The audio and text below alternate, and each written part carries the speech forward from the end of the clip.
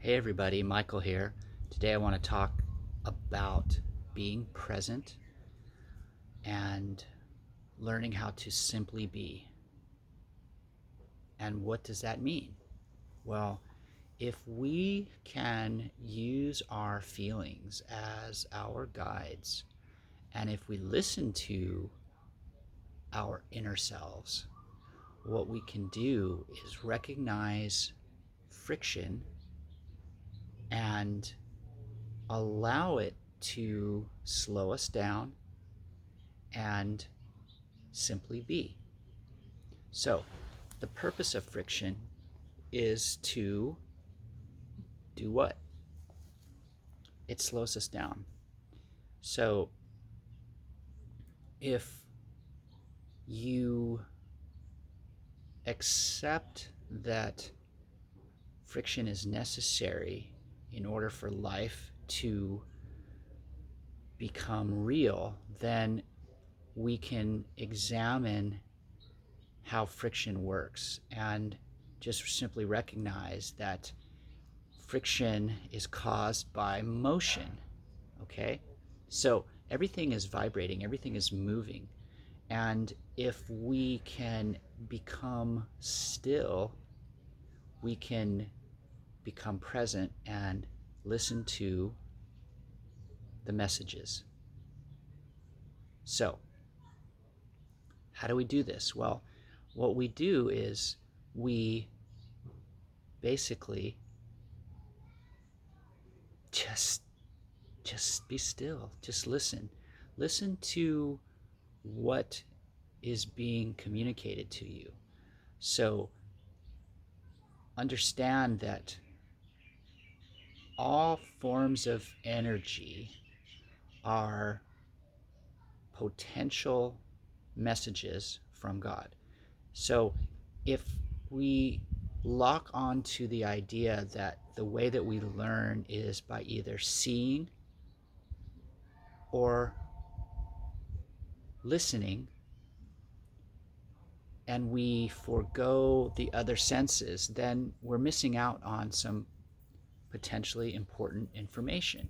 So, what happens with our lives is we start to disregard these messages. We don't pay attention. We get wrapped up in either living in fear of the future or living in shame and regret or guilt of the past. So when we do those, we're going to be feeling friction. If we can recognize that friction early on, then what we can do is acknowledge what it is and learn what it is that we need to learn. And more often than not, it's to be more compassionate and to find the beauty in something that we previously had a belief or misunderstanding that that thing was bad for us,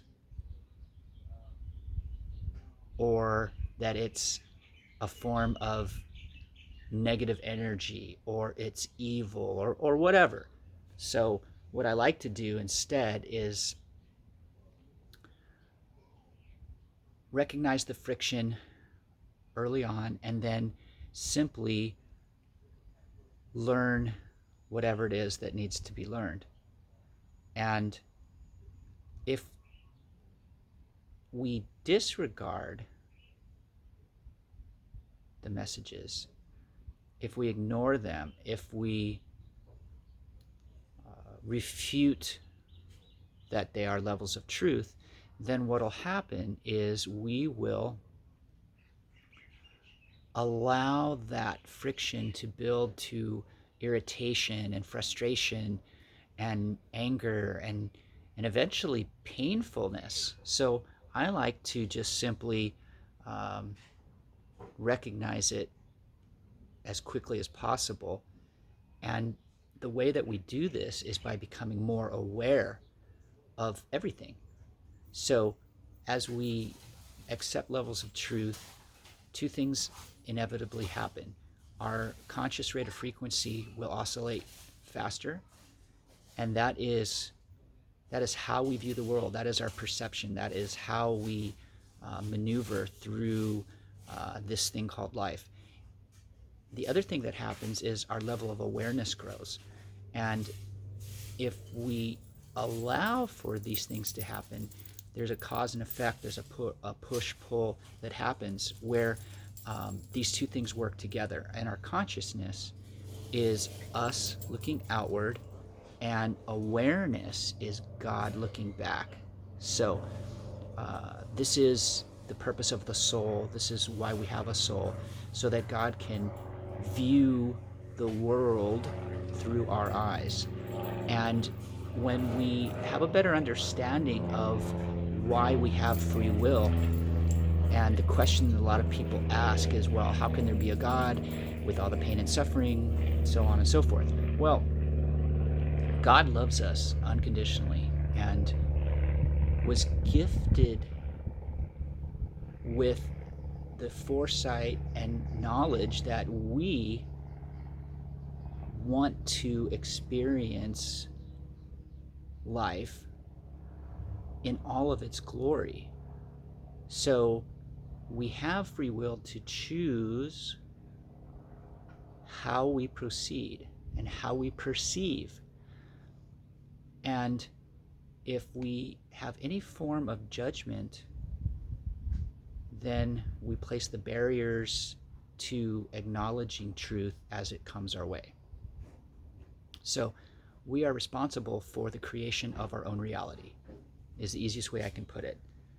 And that means that we are responsible for the thoughts that we choose, and we can begin to perceive things differently. When we can find beauty in something, then we're able to acknowledge it, and we're able to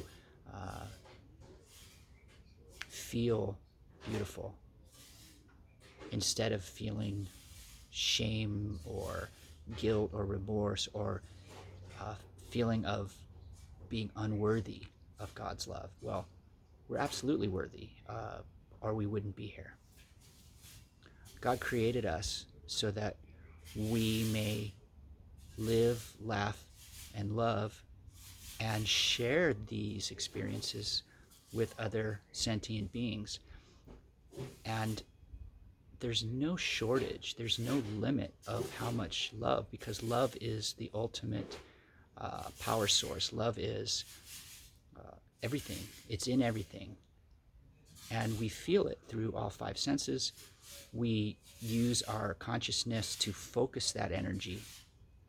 And that's really what we're doing with our brains, is we're using our brain as a filter so that we can